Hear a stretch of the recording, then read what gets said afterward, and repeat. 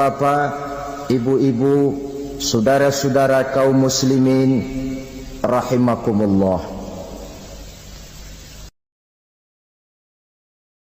Di dalam kehidupan kita sebagai seorang muslim, minimal 5 kali dalam sehari semalam kita mendengar seruan untuk mendirikan solat yang disebut azan. Ada kalimat menarik di dalam kalimat azan itu, yakni seruan hayya 'alal falah, marilah menuju kepada keberuntungan, marilah meraih kemenangan. Seruan ini adalah kecenderungan dari setiap manusia, apapun warna kulitnya. Artinya, setiap orang dalam hidup selalu ingin meraih dan mencari kemenangan. Kemenangan akan melahirkan kepuasan batin, dan kepuasan batin memberikan kebahagiaan. Sedangkan kekalahan melahirkan penderitaan batin, dan penderitaan batin menjerumuskan seseorang di dalam berbagai bentuk kerugian. Jikalau inilah seruan azan, maka masalahnya ialah apa yang menyebabkan kita meraih kemenangan.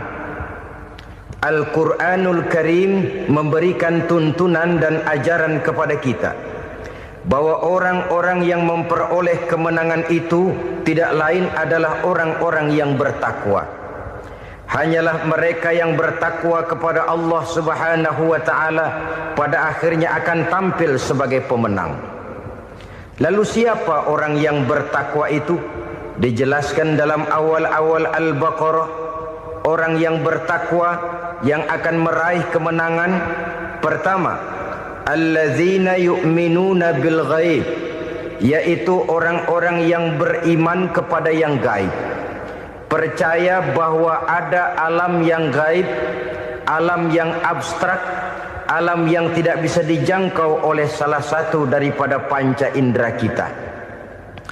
Mereka percaya dan beriman kepada adanya malaikat, beriman kepada adanya iblis dan jin, beriman kepada adanya alam kubur, beriman kepada adanya alam mahsyar, beriman kepada adanya alam akhirat, beriman kepada adanya surga dan neraka.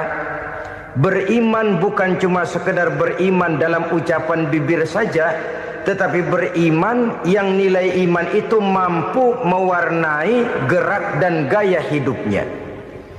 Iman yang meresap sampai ke tulang sumsum, kemudian memberikan dampak positif di dalam kehidupan manusia. Alam, kita tahu, adalah sesuatu yang selain Allah, dan Allah bukanlah alam. Apapun namanya selain daripada Allah, itu adalah alam. Alam pada hakikatnya terbagi menjadi dua. Ada alam syahadah, alam nyata, alam konkret, alam yang bisa dijangkau oleh salah satu indera kita. Kemudian ada alam ghaib, alam yang tidak bisa dijangkau oleh panca indera kita, alam metafisika, alam abstrak, alam yang wajib kita imani keberadaannya. Kita percaya bahwa malaikat itu ada. Kita percaya kepada jin, bahwa jin itu ada. Kita percaya kepada adanya iblis dan setan. Bukan percaya kepada iblis dan setannya, percaya bahwa iblis dan setan itu ada. Itu termasuk salah satu daripada sifat orang yang bertakwa kepada Allah.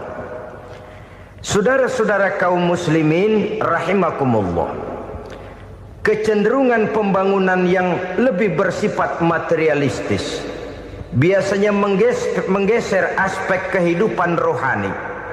Orang berpikir empiri, dan dalam pola pikir yang demikian, maka alam gaib tidak lagi mendapat perhatian.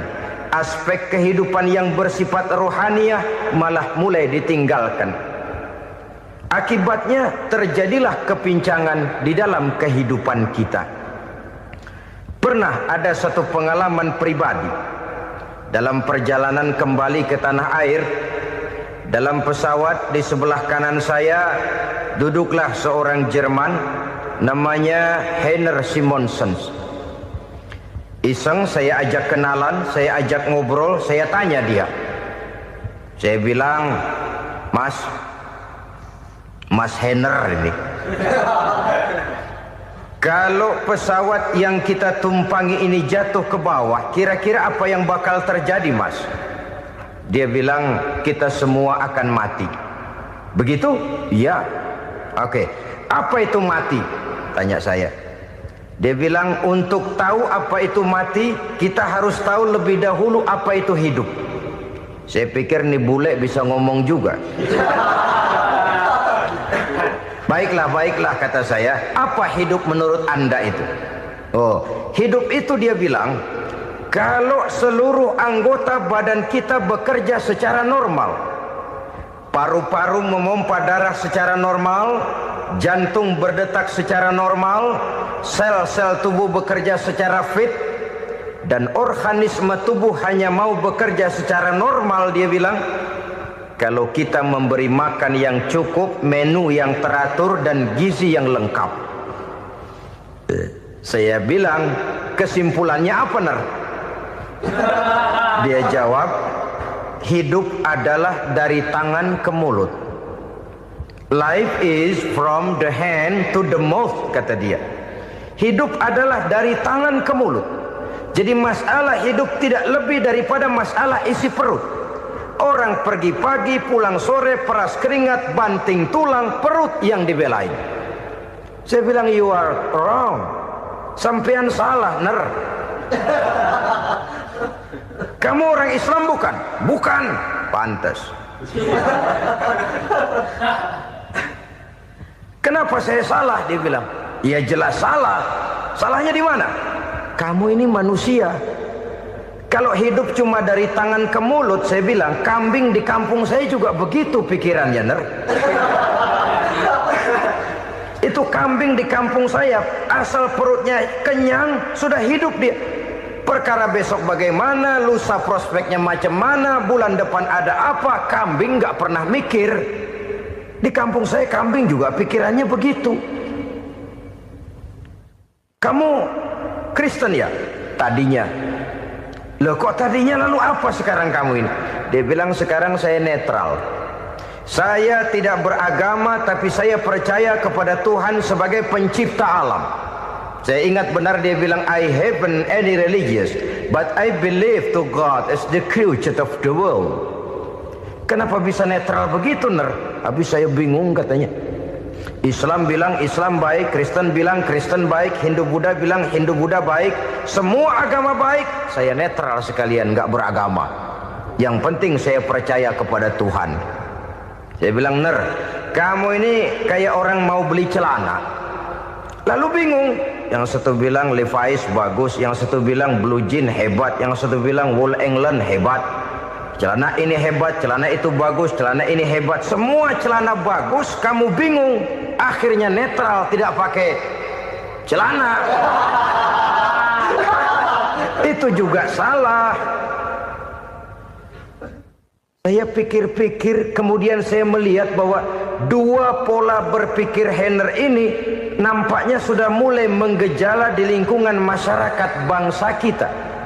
Disadari atau tidak, secara jujur kita harus berkata, dua pola pemikiran Heiner ini mulai berkembang di tengah masyarakat bangsa kita. Pertama, pola pikir materialisme. Hidup adalah dari tangan ke mulut. Masalah hidup tidak lebih masalah isi perut. Itu yang perlu dibela, dan disitulah arti kehidupan. Pergi pagi, pulang sore, peras keringat, banting tulang untuk mempertahankan perut. Kalau sudah kemari cara orang berpikir, maka buat apa percaya kepada yang gaib? Untuk apa sholat? Untuk apa puasa? Untuk apa zakat? Untuk apa menghadiri majelis taklim? Tanpa kepercayaan kepada yang gaib, hidup berjalan menurut alur empiris dan materialis. Kalau sudah ke sana cara orang berpikir, biasanya orang lalu cenderung menghalalkan segala cara. Hanyalah orang yang percaya bahwa akhirat ada, hanyalah orang yang percaya bahwa alam kubur itu ada, hanyalah orang yang percaya bahwa malaikat itu ada, hidupnya akan lebih terarah dan terkendali. Karena kepercayaan kepada yang gaib, yang merupakan fase daripada kehidupan setelah hidup yang sekarang ini, mewarnai gerak pribadi seseorang di dalam dia melakukan kegiatan hidupnya. Pola berpikir materialisme, disadari atau tidak, mulai menggejala di lingkungan masyarakat bangsa kita. Hidup tidak lebih dari urusan tangan ke mulut, mulut ke tangan, tangan ke mulut. Asal perut sudah kenyang, hiduplah sudah. Perkara bagaimana prospek hari yang akan datang, bagaimana akhirat, tidak jadi persoalan. Ini yang oleh Nabi diperingatkan, ad-dunya sijnul mu'min wa jannatul kafir. Dunia adalah penjara bagi orang beriman dan surga bagi orang kafir. Dulu di zaman Belanda hadis ini pernah disalah tafsirkan, disalah artikan, digunakan sebagai senjata untuk mengkebiri dan membuat impoten umat Islam. Sudahlah umat Islam gak usah macam-macam, kata Belanda. Dunia ini kan penjara buat orang Islam, surga buat orang kafir. Di penjara jangan bertingkah.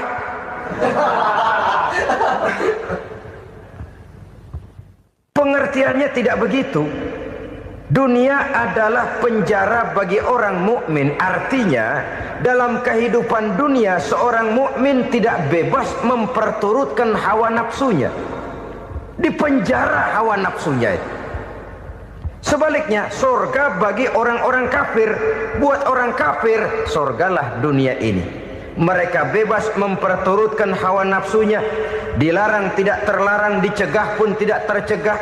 Mereka hidup menurut alur bisikan nafsu mereka sendiri. Kemudian bila ajal datang, maut merenggut nyawa, selesailah surganya sampai di situ. Maka bagi orang-orang yang tidak percaya kepada adanya akhirat, kepada adanya alam gaib, surganya sebatas umurnya. Sekali lagi, surganya sebatas umurnya. Bila umur selesai, ajal pun datang merenggut nyawa, selesailah sudah surganya sampai di situ. Alangkah pendeknya perjalanan orang-orang yang tidak percaya kepada alam gaib ini. Bagi kita mukmin, jikalau kita mampu memenjarakan hawa nafsu, kita bisa bahagia di dunia ini. Dan Islam memang tidak menyuruh kita sengsara di dunia. Raih dunia, kejar dunia, gapai dunia sebagai alat untuk mencapai kebahagiaan di akhirat nanti. Hidup adalah satu perjalanan panjang yang terbentang sejak kita terlahir dari alam rahim sampai kepada alam akhirat nanti. Andai kata kita gagal meraih kebahagiaan di dunia, toh kita masih punya akhirat. Tapi jangan jadi dalil yang melemahkan semangat. Biarin dah kita di dunia kebelangsak, yang penting akhirat. Akhirnya dunia benar-benar kebelangsak. Bagaimana dunia ini bisa kita raih, dan bagaimana meraih dunia untuk menunjang kepentingan akhirat nanti. Yang kedua, dari pikiran Heiner yang saya lihat menggejala di lingkungan masyarakat bangsa kita, timbulnya manusia-manusia netral. Seolah-olah Tuhan yes, agama no. Sama Tuhan percaya, agama ogah. Tuhan ngangguk, giliran agama godeng. Padahal hampir dalam setiap ayat dalam Quran, kata-kata amanu biasanya bergandeng dengan wa amilus sholihat. Iman dan amal soleh. Ini sebagai isyarat Tuhan dan agama jangan pernah dipisah-pisah. Apabila kita bertuhan, maka kita harus beragama. Apabila kita beragama, maka agama itu harus bersumberkan dari Tuhan yang kita imani itu. Tidak mungkin kita pisah, Tuhan yes, agama no. Sama Tuhan percaya tapi agama bikin sendiri.